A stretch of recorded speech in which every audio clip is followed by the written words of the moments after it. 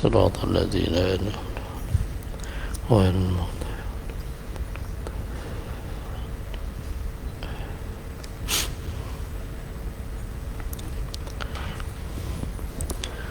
الحمد لله رب العالمين وبه نستعين على أمور الدنيا والدين.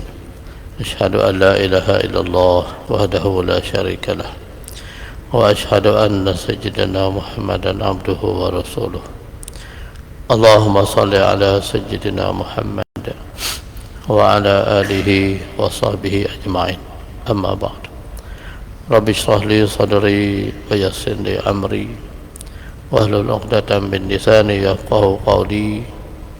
اللهم ربنا زدنا علما نافعا وارزقنا فهما. اللهم اهدنا إلى صراطك المستقيم. Yang kasih dan dihormati Fadilatul Imam Sof Kawai Ustaz Kuasa Masjid, khususnya kepada muslimin dan muslimat, hadirin hadirat sahabat yang dirahmati Allah Subhanahu wa taala sekalian. Pertamanya kita bersyukur pada Allah Subhanahu wa taala. Alhamdulillah, pada pagi ini kita dapat sama-sama hadir untuk kita tunaikan solat subuh berjamaah. Alhamdulillah, moga Allah Subhanahu wa taala memberi kekuatan kepada kita supaya kita dapat melaksanakan ibadah ini dengan sebaik-baiknya, dan semoga kita tidak akan tunaikan solat subuh kecuali secara berjamaah, insya-Allah. Batu tuan-tuan, dalam kitab adab-adab berjamaah, adab-adab salat berjamaah, karangan Syekh Allahyarham Syekh Fahmi Zamzam, dalam kitab ini beliau arwah datangkan sebuah hadis yang berkaitan dengan kelebihan salat berjamaah isya dan subuh. Bagaimana mafhum hadis ni? Nabi sebut bagaimana orang yang dapat sembahyang isya berjamaah, maka Allah bagi pahala seperti mana ia beribadat separuh daripada waktu malam itu. Dan sekiranya dia boleh sembahyang subuh berjamaah, maka Allah bagi pahala seperti mana dia beribadat seluruh daripada waktu malam itu. Semua waktu malam tu Allah bagi pahala macam dia buat ibadat pada Allah, sekiranya dia dapat tunaikan solat subuh berjamaah. Jadi tuan-tuan, ni kelebihan. Banyak lagi lah hadis-hadis lain. Ni di antara kelebihan yang Rasulullah janjikan kepada kita, bagaimana kelebihan ataupun pahala ganjaran yang Allah sediakan kepada hamba-Nya yang boleh menunaikan solat subuh berjamaah. Tahniah tuan-tuan sekalian, kerana di antara muslimin dan muslimat pada hari ini yang dapat hadir untuk tunaikan solat subuh berjamaah. Tuan-tuan muslimin dan muslimat yang dirahmati Allah sekalian, hadis kita pada pagi ini hadis yang ke-19 daripada kitab hadis Sabda Junjungan Rasulullah sallallahu alaihi wasallam. Qala Rasulullah sallallahu alaihi wasallam, inna mimma adrakan nasu min kalamin nubuwatil ula idza lam tastahi fasna ma syi'tah. Rawahu al-Bukhari. Maksudnya, sesungguhnya daripada kalam para anbiya terdahulu yang masih lagi diwarisi hingga kini ialah, sekiranya kamu tidak rasa malu, sekiranya kamu rasa tidak malu, maka kerjakanlah apa-apa yang kamu inginkan. Rasulullah bersabda, mafhum bahasa kitanya, kalau tak malu buatlah apa saja. Nabi kata, kalau tak malu buatlah apa saja. Baik, Tuan-tuan sekalian, apa yang dihuraikan ulama sini, yang pertama dia kata hadis ni menjelaskan tentang kata-kata para nabi terdahulu yang masih diriwayatkan hingga kini, diriwayatkan dari satu generasi ke satu generasi yang lain, dari kurun ke kurun yang lain. Nah, abang kata daripada nabi-nabi dulu pun benda inilah yang disebut oleh para nabi terdahulu. Kalau tak malu, buatlah apa yang kamu nak buat. Itu tuan-tuan. Hadis ini bukanlah maksudnya dibolehkan melakukan apa saja apabila tiadanya perasaan malu, tetapi ia bermaksud larangan daripada melakukan sesuatu yang bercanggah dan bertentangan dengan kehendak agama. Maksudnya sekiranya apa yang nak dibuat itu bercanggah dengan agama, kalau tak malu, buatlah. Itu maksudnya tuan. Nak cerita pada kita sifat malu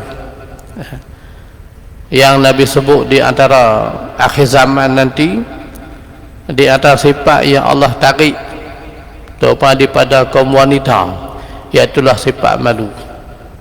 Allah tarik. Sebab sifat malu ni perempuan tu dia lebih daripada kita, kan? Sebab tu dalam bab pinangan pun lain. Kalau seorang tu dia pergi Minang, seorang nak darah, waris tanya, ni ada orang Minang ni mau tak kahwin? Anak darah tuan-tuan, dia tak sebut, dia tak kata yes mau, dia tak sebut gitu. Dia senyum-senyum lari masuk bilik. Tu fitrah mereka. Dia senyum-senyum, dia sengap, dia lari. Ataupun dia senyum, dia tak kata apa. Tu fitrah darah. Sebab apa? Sifat malu dia tu. Tapi kalau yang sudah berkahwin, dia kematian suami, ataupun dia gelar seorang balu ataupun ibu tunggal, bila orang pinang dia akan bagi jawapan. Dia tentisat aku tengok macam mana. Orang abad lah yang minang tu gini, aku kenal. Tak apa, dia tahu insya-Allah dengan sifat dia tu aku terima dia. Tu hak yang sudah berkahwin. Tak mau dia abad, tak mau hak tu dia kata segan sembahyang, dia abad terus. Segan sembahyang, dia kata kedekuk piang, dia abad semua. Hak dia kenal. Dia tak mau. Tu tuan-tuan beza. Yang kata sifat malu itu. Jadi maka sebab itu tuan-tuan, kalam daripada nabi-nabi terdahulu sampailah kepada Nabi kita Muhammad sallallahu alaihi wasallam. Benda ni iaitulah tak malu, buatlah apa saja. Maksudnya jangan duk buat benda-benda bercanggah dengan hukum Allah Subhanahu wa taala. Kalau buat juga maknanya tuan-tuan tak malu. Mafhum mukhalafah hadis ni, orang yang sanggup buat benda yang bercanggah dengan hukum Allah, melakukan perbuatan-perbuatan yang bercanggah dengan hukum Allah Subhanahu wa taala, maksiat dan sebagainya, dengan pembohongnya, fitnahnya, macam-macam, perbuatan-perbuatan yang bercanggah dengan hukum Allah, orang yang buat tu tak ada malu, tak ada sifat malu, sebab dia sanggup melakukan perbuatan-perbuatan yang dimukai oleh Allah Subhanahu wa taala. Yang kita lihat dunia hari ni tuan-tuan, akhir zaman ni macam-macam benda tu berlaku. Bulan Ramadan ada, dia tak kisah, bagi dia sama je Ramadan dengan tak Ramadan. Ni mai pula ajaran baru, hak mana tahu, dia kata Ramadan ni kena bulan 12. Dia kait dengan bulan 12. Dia kata Ramadan ni bulan 12 setiap tahun. Dia tak hak duk puasa tak sampai bulan 12 tu sesat. Dia lagi sesat. Dia tak hak tak hak yang duk puasa bukan bulan 12 tu sesat dia tak.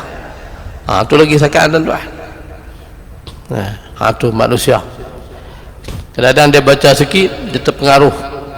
Kadang dia tidak ada asas, dia pengaruh dengan maklumat-maklumat yang disampaikan oleh yang dia lihat orang tu ada kehebatan dia pada pandangan dia. Jadi dia pun mudah terpengaruh tuan-tuan. Sebab tu daripada awal lagi ulama dah sebut dah, awwaluddin ma'rifatullah. asas agama itu kenal Allah Subhanahu wa taala. Bila seorang tu dia kenal Allah Subhanahu wa taala, dia belajar tentang ilmu tauhid, akidah dan sebagainya, maka insya-Allah tuan-tuan, kehidupan dia hebat, kukuh kehidupan dia. Tapi kalau hak asas tu dah tak ada, tauhid dia tak belajar, duk pulun ilmu-ilmu lain, maka seperti mana yang Tuan Guru Haji Saleh dia sebut, dia tak kalau duk kalut ilmu lain, tauhid tak belajar, dia tak ke mana. Kena utamakan tauhid tu, dia kata. Nak belajar lain pun pasak dulu, maknanya asas tu ilmu agama, ilmu tauhid ni kena belajar dulu, faham dulu ilmu tauhid, barulah dia kata di samping itu kita belajar ilmu-ilmu lain. Jangan kita tak tumpu langsung ilmu tauhid, duk kalau ilmu lain, tumpu ilmu tauhid. Ataupun kalau kecuali orang yang sudah faham tentang tauhid, dia dah belajar, tak apalah tuan-tuan nak belajar ilmu-ilmu lain pun, asalkan ilmu itu yang memberi manfaat. Tu yang Mazali kata, belajarlah ilmu yang bermanfaat. Apa ilmu yang bermanfaat itu? Yang pertama, ilmu yang menambahkan rasa takut kamu kepada Allah. Itu pesan Mazali pada kita. Bila kita belajar tuan-tuan, menambahkan lagi rasa takut kita, rasa gerun kita, rasa takwa kita kepada Allah Subhanahu wa taala. Ni kalau belajar lagi tak takut kat Tuhan, kena cek balik ilmu apa dia belajar tu. Lagi belajar lagi celaru hidup, lagi belajar lagi celaru, tu memang ilmu apa dia belajar tu tuan-tuan. Jadi belajar ilmu yang pertama, bila kita belajar, kata Imam Ghazali, menambahkan rasa takut kita kepada Allah Subhanahu wa taala. Yang kedua, bila kita belajar, memberi kekuatan dan semangat kepada kita untuk tambah lagi bekalan kita untuk kita bertemu Allah di hari akhirat nanti. Semakin kita belajar, semakin rasa kuat keinginan kita untuk kita menambahkan amal ibadat kepada Allah Subhanahu wa taala. Alhamdulillah, tahun ni Allah panjangkan lagi umur kita, boleh jumpa lagi bulan Ramadan. Imam Nawawi kata, di antara yang boleh dilakukan apabila bersyukur itu, kita sujud.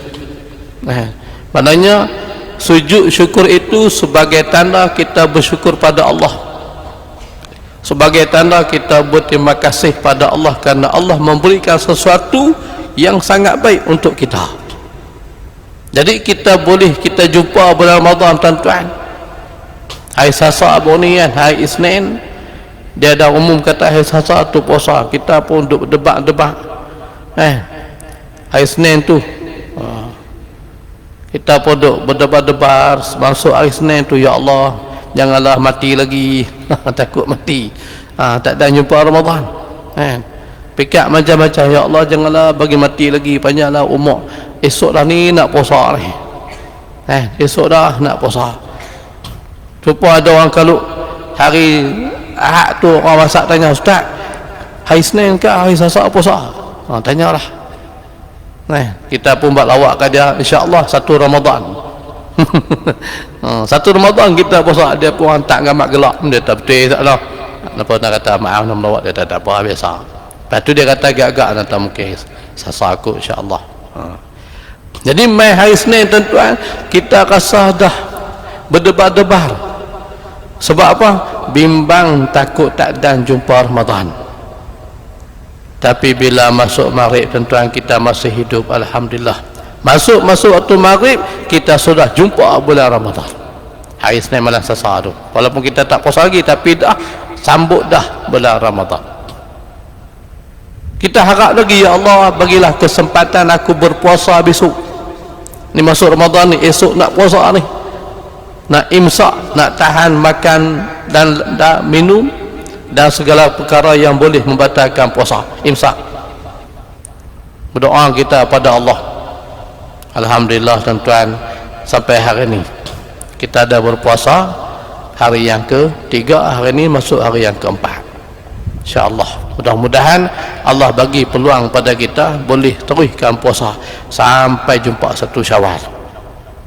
Sama ada kita puasa 29 hari ataupun 30. Kita tunggu 1 Syawal, hari apa. Alhamdulillah. Jadi sebab apa tuan-tuan, kalau kita tengok para sahabat dulu, Allah Rabbi tuan-tuan, sebelum Ramadan dah 6 bulan mereka berdoa supaya Allah panjangkan umur mereka, panjang umur supaya boleh jumpa Ramadan. Lepas puasa pula berdoa 6 bulan. Untuk apa? Supaya segala ibadat yang dilakukan pada bulan Ramadan yang lalu Allah terima keseluruhan amalan tersebut, diberi pahala. Itu harapan kita pun begitu.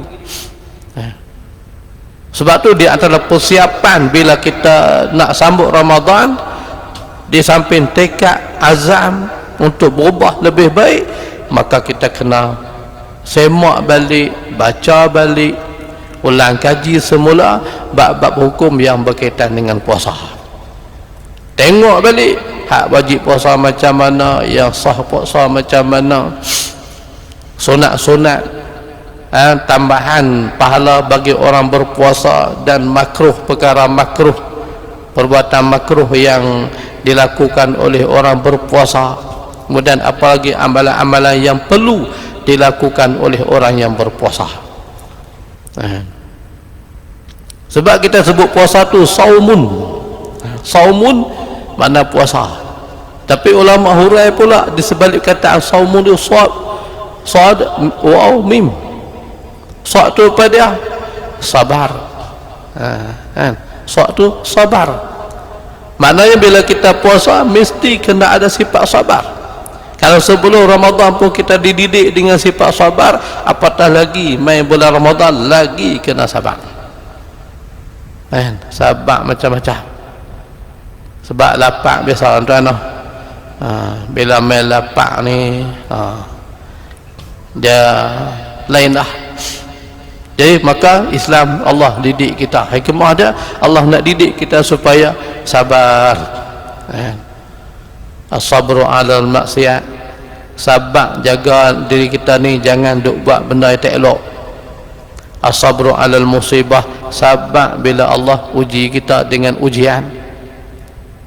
As-sabru 'ala ta'ah, sabar bila mana kita nak taat kepada Allah Subhanahu wa taala. Itu saum, sabar. Banyak lagi lah orang yang ulama. Sebab tu ulama sebut sabar itu rahmat kepada orang yang boleh menguasai sifat sabar. Banyak kelebihan dia. Jadi mudah-mudahan madrasah Ramadan ni insya-Allah kita boleh didik di kita supaya boleh sifat sabar. Hak pongah-pongah cepat marah tu kawal sikit. Anak pernah pergi ziarah tuan, seorang pakcik ni, dia isteri dia duk jaga dia, umur dia pasal 70 lebih lah. Masa tu lama lah cerita ni. Isteri dia umur 70 lebih, isteri dia pun umur dalam 60 ataupun hujung-hujung 50 lah, dekat-dekat 60. Tuan, dia tak payah bangkit. Boleh bangkit, di jalan tak boleh, dia boleh bangkit, duduk, tangan semua dia boleh gerak, cakap semua boleh. Dia minta ayat suam kat bini dia, ya suam, cengeng, dia cengeng, ya suam. Ni dia pun ambil omai, ambil tentu ayat panas sikit. Dia minum-minum panas, dia takut tampak lagi tu, nak tampak bini dia. Tuan, bini dia tengok ustaz, tak badan tak lakat. Tak badan tak lakat tampak orang. Dia tak, kalau saya biar sorang dia tu. Nampak dah. Tak badan tak lakat tu, kemas nak tampak orang. Silap sikit tampak, sikit tampak dia kata. Dia kata isteri sana sabar sungguh, hebat. Jadi punguh kan. Kita tak tanyalah. Tak tanyalah isteri makcik ni tanya, berapa kali dah duk nak tampak ni? Tak tanya lagu tu kan. Pasal tak saya kenal saja ada punguh lagu tu. Mulut dia lagu tu. Jadi tuan-tuan sabar. Mudah-mudahan Allah kurniakan sifat mulia ni kepada kita insya-Allah. Yang kedua apa dia? Sabar. Yang kedua ialah saumun, wara'. Waw ni makna wara'. Wara' ni pada meninggalkan sesuatu yang tidak memberi manfaat. Yang lara, apatah lagi perkara yang buat kepada maksiat. Itu makna wara'. Wara' ni makna meninggalkan sesuatu yang tidak memberi manfaat kepada kita, apa saja, sama ada segi perbuatan di segi perkataan apa jenis sahaja yang benda tu kalau kita kata, benda tu kalau kita buat tak ada manfaat untuk kita, tak boleh pahala, tinggal. Itu mana warak. Apatah lagi perkara-perkara yang buat kepada dosa, lagilah kena jauh. Itu makna warak. Warak ni bukan jalan tunduk. Orang kata dia tu tunduk jalan, bagi salam pun tak jawab. Warak sungguh tu bukan warak. Sampai bagi salam tak jawab. Warak ni makna tadi lah tuan-tuan, benda yang tak elok, yang lara, bukan berdosa. Benda lara ni ada ulama kata hak lara tu dia tak berdosa, tapi kosong, tak ada pahala apa dah, dia tinggal benda lara yang tak manfaat. Apatah lagi perkara yang berdosa. Yang terakhir daripada mim, saumun. Mim tu makna apa? Muhsinun. Apa makna muhsinun? Orang yang berbuat baik. Jadi puasa tuan-tuan mendidik kita jadi orang yang berbuat baik. Jaga hati kita, jaga niat kita, jaga tingkah laku kita, jaga hubungan sesama kita, bertekad, berazam untuk sentiasa berbuat baik. Itu inilah tuan-tuan kita nak ubah, nak tarbiyah kita ni, sebab Allah dah bagi satu peluang kepada kita untuk kita lemahkan nafsu kita. Allah dah bagi peluang dah, sebab kita lemahkan nafsu kita. Jadi lemahkan nafsu kita, kita bertekad, berazam untuk berbuat baik sesama kita, dengan Allah Subhanahu Wa Taala dan sama kita. Itu mana saumun. Jangan tu mana yang tak ada perkara-perkara yang boleh, apatah lagi yang boleh mengurangkan pahala puasa kita. Kam min saimin laisa lahu min siyami ilal ju' wal atash. Tidak berapa banyak orang yang berpuasa tapi tidak ada pahala sebagai orang berpuasa. Cuma dia hanya puasa dia tu letih dan dahaga, lapar saja. Laisa lahu min siyamihi, tak ada pahala orang berpuasa kecuali lapar dan dahaga. Sebab apa? Ada perkara-perkara yang tak elok dia buat ketika dia berada di bulan Ramadan.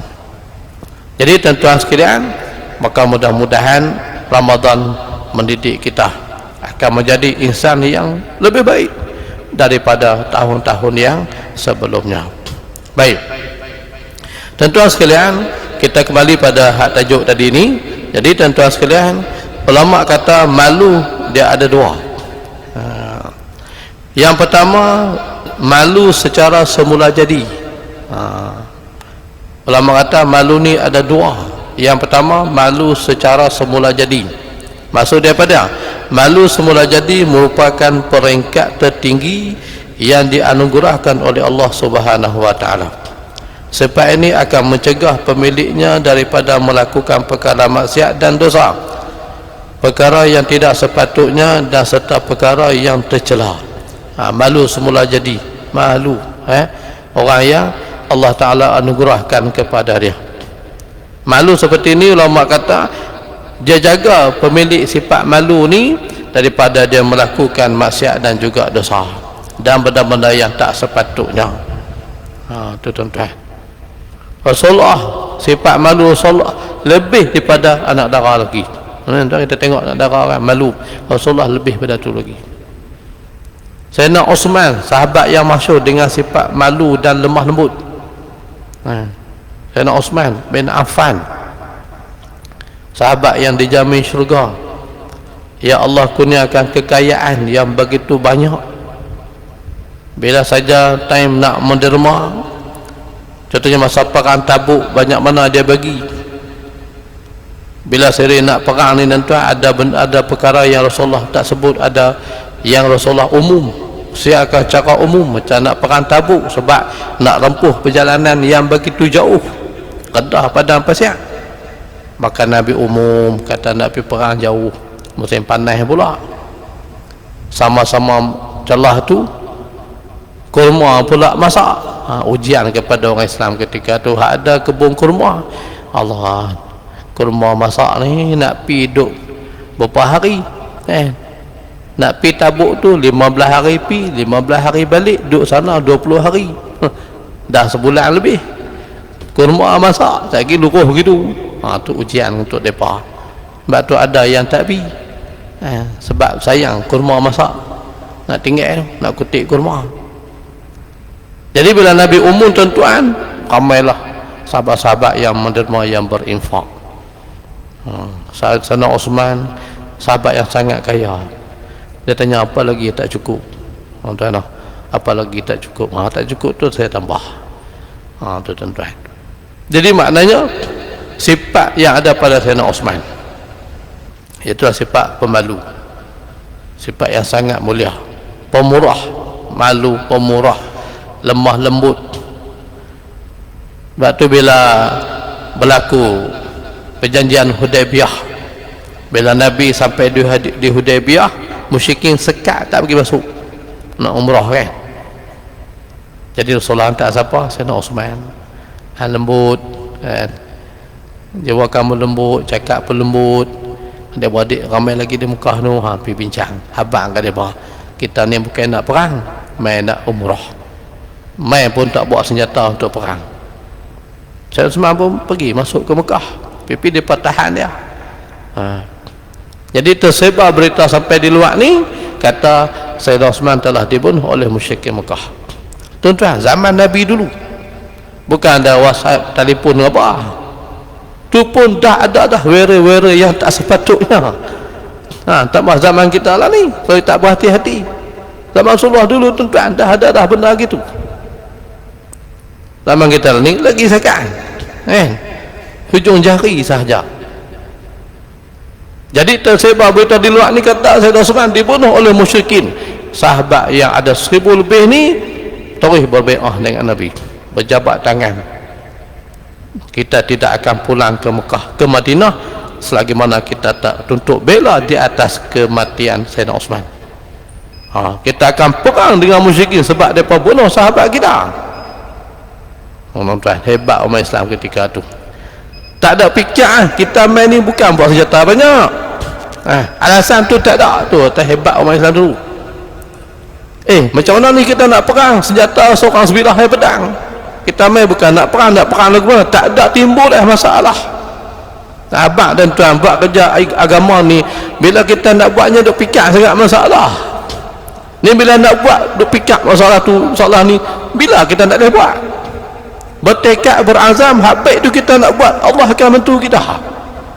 Tapi semua tu duk fikir ni macam-macam masalah, pakai tak jadi.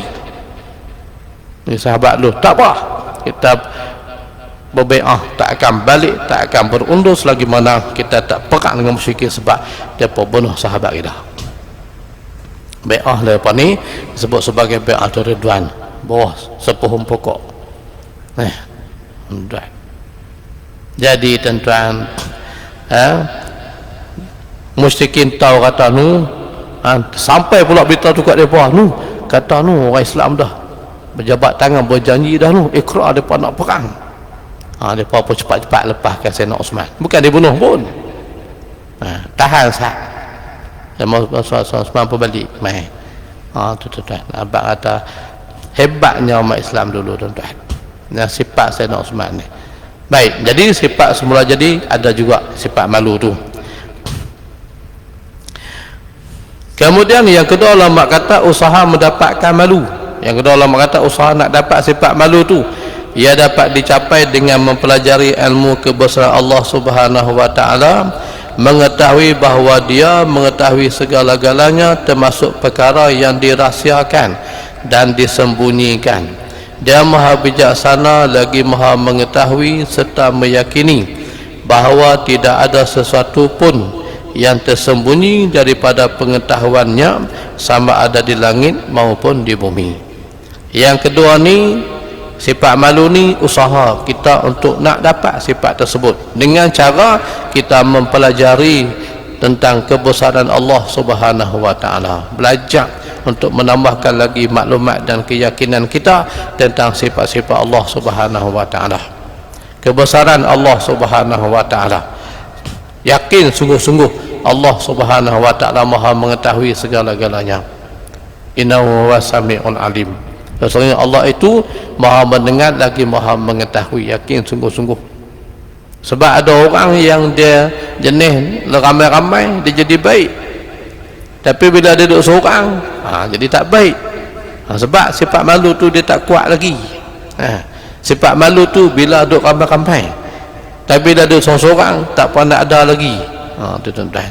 Maka sebab tu bila seorang tu dia belajar sungguh-sungguh, faham sungguh-sungguh, insya-Allah datanglah sifat benar-benar insan yang bertakwa. Sama ada dia duduk seorang ke, duduk ramai-ramai ke, tetap dia memelihara hukum hakam syariat Allah Subhanahu wa taala. Waktu Rasulullah sebut sabdanya, al-haya'u la ya'ti illa bi khairin.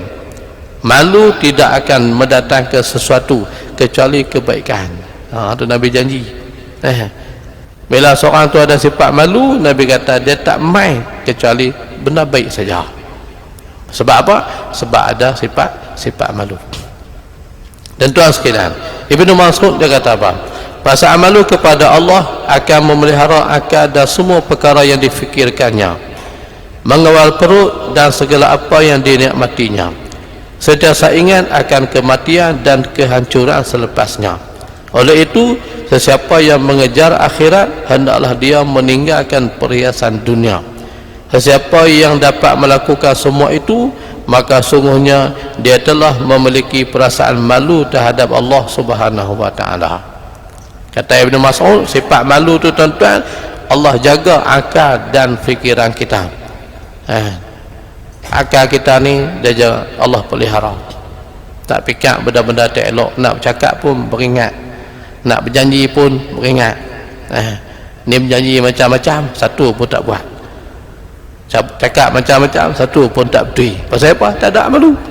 Tak ada malu macam tu. Kemudian tuan-tuan, sifat malu juga boleh menguap perut dan segala nikmatinya. Dia nak makan tu dia beringat, tak makan kecuali yang baik-baik, yang elok saja, halal dan tayyibah. Macam kita Ramadan ni makan sekadarnya, jangan membazir. Nak masak, nak beli sekadar yang ada di rumah kita. Sebab apa? Tak mau bezak. Masa masuk dalam sinar ni tahun lepas tahun lepas masa bezak berapa tan makanan tu boleh makan. Sedangkan sahabat-sahabat kita di sana, Allah tuan-tuan, sebab tu ada seorang tak ingat ulama nama apa tak ingat, dia sebut, dia kata bulan Ramadan tahun ni bagi kita, dia kata mewah macam mana pun, kalau boleh elaklah berbuka puasa secara mewah. Apatah lagi dia kata duduk pergi tempah di hotel pula, bukan tak tahu buka puasa di hotel, bayar RM50 nak makan terang mana saja, makan sampai kenyang, terang mana aja perut kita, bayar 100 makan sampai kenyang. Dia tak elak sebab itu bermewah, sebab kita ingat sahabat-sahabat kita. Daripada kita nak tempah makanan yang mahal-mahal, lebih baik kita masuk tabung untuk bantu sahabat kita di Palestin. Itu peringatan untuk kita tuan-tuan. Bila kita makan sedap, ingat sahabat-sahabat kita sana makan roti ya, buka puasa roti, ayam pun tak ada. Tuan-tuan, tu pemujung ada roti, tuan tu pakai pepak pun ada, kurma aja dia makan. Kita Allah Rabbi macam-macam. Bazar Ramadan tu boleh tengok, bukan nak halang, tu keinginan kita nak makan, tapi jangan sampai membazir dan berlebih-lebihan dalam kita berbelanja untuk kita makan dan minum. Qadar Allah qadar saja, insya-Allah. Sebagai satu peringatan untuk kita, muhasabah diri kita, untuk kita mengenang dan kita ingat kesusahan, kebuluran sahabat-sahabat kita di Palestin dan di mana-mana negara lagi yang mereka ni ada pergolakan di sana. Baik tuan-tuan,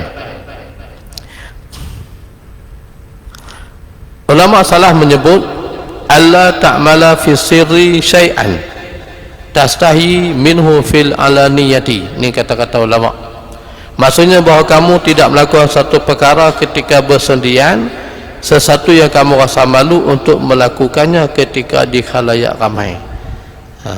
Kamu tak buat benda yang satu perkara, mana-mana kita, misal kita duduk seorang-seorang kita buat, kita tak buat. Sebab apa? kita malu, maknanya bila kita malu buat benda tu di khalayak ramai, kena ada perasaan duk seorang pun jangan buat. Gitu. Duk seorang pun jangan buat benda tak elok. Kita fikir balik, benda ni kalau orang tengok macam mana? Tak elok. Duk seorang pun jangan buat. Tu maksud dia, tuan-tuan. Baik, kesimpulan hadis kita pagi ni, yang pertama, malu sifat yang sangat terpuji, min sifatil mahmudah. Sifat malu sifat yang terpuji. Malu buat benda tak elok, bukan malu bertanya. Bertanya kena tanya, pertanyaan yang baik itu menambahkan ilmu yang baik untuk kita. Jadi dalam bab nak belajar, jangan lupa, jangan malu bertanya. Nak belajar, belajarlah tuan-tuan, walaupun kita berusia. Contohnya Quran lah, ada seorang sahabat dia mengajar Quran di Masjid Surau, cerita pengalaman dia kata mula-mula tu dia kata ramai dia mengaji, dia kata sebab saya baca seorang, dia kata pakat duk ikut. Kalau dia kata lepas seminggu dua, okey, lepas ni saya dengar pula seorang baca seorang-seorang. Dia kata bila sebut hak 50 jadi 45, dia kata kurang dah. Tambah lagi kita nak dengar surah Fatihah lagi, dia tak pakat lari. Ada pengalaman orang mengajar Quran, orang berusia macam kita lah, budak-budak tak apa. Jadi tuan-tuan, bab ilmu ni jangan malu, apatah lagi ilmu tentang Quran dan beberapa perkara-perkara yang berkaitan dengan amalan kehidupan kita. Baik, yang kedua, sifat malu dari muslim akan membuahkan kebaikan kepada dirinya. Bila kita ada sifat malu, kebaikan tu akan ada pada diri kita sendiri. Yang ketiga, sifat malu terhadap Allah yang menganugerahkan pelbagai nikmat akan menjadikan seorang itu malu untuk melakukan maksiat kepadanya. Sifat malu kita kepada Allah, tuan, akan menyebabkan seorang itu dia akan malu bila dia melakukan maksiat. Sebab tu ulama sebut, ulama kata sekiranya kita melihat dosa kita di hadapan Allah nanti, luruh habis kulit daging muka kita tu, malu kita ada dengan Allah Ta'ala. Bila kita lihat surah Allah tayang balik dosa-dosa kita buat tu, luruh habis daging kulit muka kita luruh, tanda kata sangat malu di hadapan Allah Subhanahu wa Ta'ala. Yang keempat, sifat malu boleh diusahakan dengan mempelajari ilmu kebesaran dan keagungan Allah. Dapat sifat malu tu, ulama kata dengan kita belajar betul-betul tentang ilmu, maklumat tentang kebesaran dan keagungan Allah Subhanahu wa Ta'ala. Yang terakhir, setiap insan mestilah ingat akan segala nikmat yang dikurniakan Allah supaya mereka berjaya memiliki sifat malu kepadanya. Maknanya nak datang sifat malu tu, ulama kata kita sentiasa ingat, kenang nikmat-nikmat yang Allah Ta'ala berikan kepada kita yang tak dapat dihitung. Wa in ta'udu ni'matallahi la tuhsuha, jika kamu boleh hitung, bilang nikmat Allah satu-satu, kamu tidak mampu menghitungnya. Tak mampu kita nak bilang satu-satu, pasal terlalu banyak, terlalu besar nikmat-nikmat yang Allah Subhanahu wa Ta'ala kurniakan kepada kita. Tentang muslimin muslimat yang dirahmati Allah Subhanahu wa Ta'ala sekalian, itulah sekadarnya hadis kita pada pagi ini. Mudah-mudahan Allah Subhanahu wa Ta'ala memberkati dan merahmati pertemuan kita pagi ini. Semoga dipanjangkan usia dan umur kita, diberi kesihatan yang sebaik-baiknya untuk kita menyempurnakan ibadat puasa, dan kita menambahkan amal-amal ibadat kita kepada Allah yang sunat ditambah lagi banyak, yang fardu buat betul-betul. Moga-moga digandakan oleh Allah seperti mana yang disampaikan Rasulullah kepada kita, melakukan ibadat sunat diberi pahala fardu, melakukan ibadat fardu digandakan hingga 70 kali ganda. Mudah-mudahan kita di antara hamba-Nya yang Allah pilih untuk mendapatkan nikmat ganjaran pahala tersebut, insya-Allah. Maaf sekiranya ada salah silap, yang baik itu daripada Allah Subhanahu wa Ta'ala. Akhirnya tuan-tuan, untuk maklumat tuan-tuan, sekiranya tuan setiap kali bulan Ramadan, ana dan beberapa sahabat-sahabat yang kami ni berkah pelajar pondok Misbah Falah Tuan Guru Jumaat Zuhdi, setiap bulan Ramadan kami akan kumpulkan dana untuk nak membantu guru-guru pondok dan tok-tok guru pondok. Tok guru pondok bukan ada gaji tetap mereka tak ada gaji tetap. Jadi setiap bulan Ramadan kami pelajar bekas pelajar ni cari duit kumpul duit, tahun lepas dapat 40,000, ramai depa, bagilah seorang-seorang sikit. Jadi tahun ni pun kami buat benda yang sama setiap Ramadan. Itulah sebahagian yang kami nak bantu toko-toko pondok ni di sekitar Baling dan kawasan-kawasan lain, terutama tempat kami belajar dululah.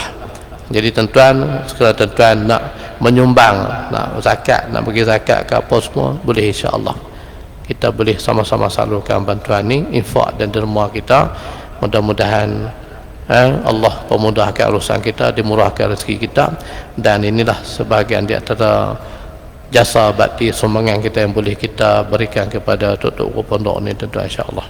Jadi tuan-tuan yang berminat, yang berkemampuan, yang nak menghulurkan sumbangan, insya-Allah pakai, kerana setiap 10 tak akhir Ramadan kami akan buat satu program, panggil dia pemain berkumpul di Pondok Misbah Al-Falah Parit Panjang. Di situlah akan diberi sumbangan ini. Yang uzur, pengurusi persatuan dia akan pergi hantar sendiri di rumah. Kami ada persatuan pondok lanai, persatuan pelajar-pelajar Misbah Al-Falah, ada pengurusi, ada bendahari, ada semua ada. Jadi inilah yang kami boleh buat untuk nak bantu guru-guru pondok. Jadi yang berminat, yang nak menyumbang, insya-Allah tuan-tuan boleh, insya-Allah. Kalau tak buat duit, WhatsApp kat ana bagi nombor akaun, masuk terus boleh, insya-Allah. Nombor akaun pun ada, tapi kena bagi tahu lah jumlah tu, insya-Allah tuan-tuan. Akaun tu bukan akaun persatuan kami, pengurusi bendahari yang duk kawal duit masuk untuk toko pondok ni, insya-Allah. Jadi tuan-tuan, kita tangguhlah majlis ilmu kita pada pagi ini. Sama-sama kita baca surah Fatihah kepada Allah Subhanahu wa taala. Semoga Allah sampaikan pahala bacaan ini kepada Allahyarham tuan-tuan guru, para alim ulama, tuan nenek moyang, bapa kita khususnya, dan semua sahabat-sahabat yang telah pergi meninggalkan kita. Al-Fatihah.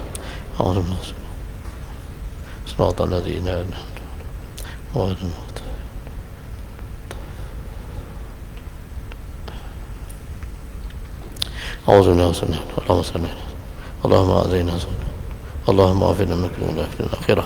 اللهم إنا على ذكرك وشكرك وحسن عبادتك. اللهم إنك عفو تحب العفو فاعف عنا وعن والدينا وعن المسلمين برحمتك يا أرحم الراحمين. اللهم انصر المسلمين المجاهدين في فلسطين وانصرهم على أعدائهم. ربنا آتنا في الدنيا حسنة وفي الآخرة حسنة وقنا عذاب النار. والحمد لله رب العالمين. سبحانك اللهم Assalamualaikum warahmatullahi wabarakatuh.